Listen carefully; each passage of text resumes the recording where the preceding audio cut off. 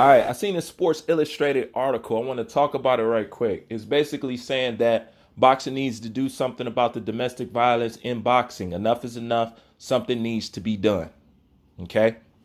I find an article like this very interesting because of the timing of the whole thing.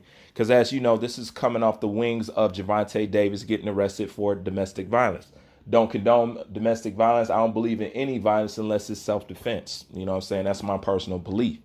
But however, I can't help but to notice how this is strategically being used. And what do I mean by that? If we want to talk about domestic violence in boxing, let's start with the most well-known domestic violence cases in boxing that we should all know. And that's Christy Martin. Her domestic violent abuse is well documented. The point is, it's been going on in the sport for quite some time. And nobody cared to say anything. And nobody cared to write an article like this. You know what I'm saying? Heck, nobody cared to make an article like this when Jim Lampley beat up on his wife for the fourth time. Nobody cared to talk about it, you know? Or how about when Kovaloff punched a woman in the face for turning down his sexual advances? And that's not the first time he hit a woman. You know what I'm saying? He's hit several women and kicked the dog while at it. But they didn't want to have that conversation and they didn't want to write an article like this. Well, I got one that's even more better than all of them. How about when Oscar De La Hoya took himself to Mexico and he raped a 14-year-old girl and y'all buried the story? How about that? That's when an article like this should have been wrote. But y'all let 30 something plus years, I don't know how many years go by and you didn't say nothing. You wait till Gervonta Tank Davis has his case and all of a sudden something needs to be done. You want to know the funny thing about this? You're overstepping your boundaries because you can't even get under control categories which are up under your thumb. What do I mean by that? You guys don't want to talk about how the boxing world allowed Oscar Valdez to fight a boxing match on performance enhancing drugs, allowing somebody go in there to fight somebody else who had a substance advantage over their opponent. And they're in a violent sport. You can't even control that or want to do something about that. So what do you look like stepping out of bounds thinking that you're supposed to do something or you got to take a stance against domestic violence when you can't control the rules that goes on with the violence within your sport?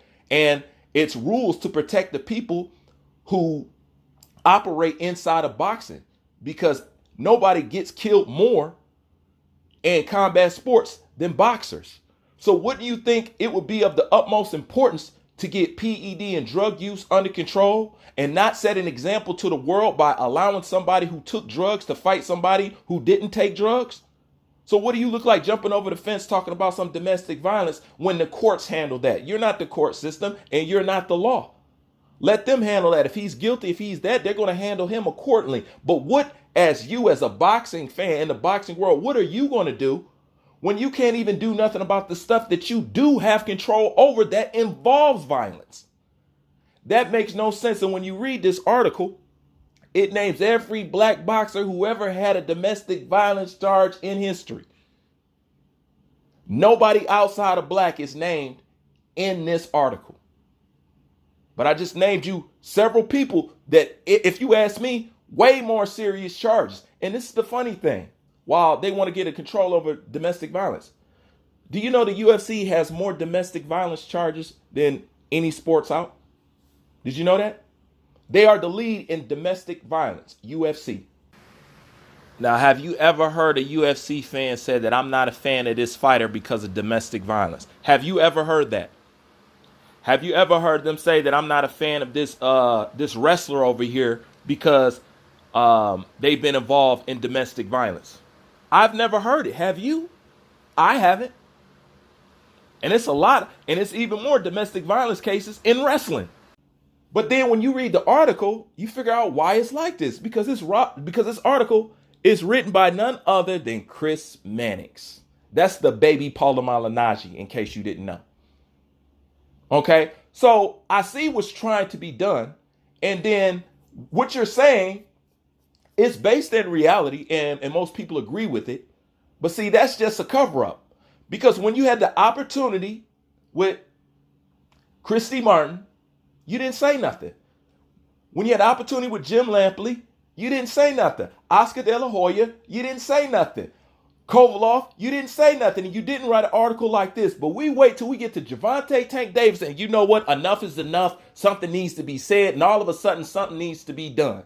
Domestic violence is domestic violence. It shouldn't take no build up for you to have concern if you really have concern. Your concern would have been there from day one, from day two, from day three, from day four. Nah, y'all let 25, 30 years go past. Don't say a word about none of it and bury most of it. But when Gervonta Davis does, now all of a sudden we need to take a stand. Enough is enough. We need to do something. And this is the thing where it gets tricky. Because it's not like in saying that they're wrong. Okay?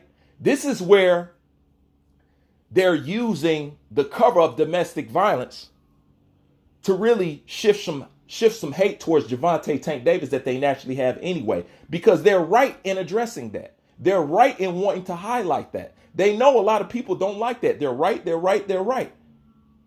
But they're just using that as a front, because if they really cared, these articles would have been wrote a long time ago.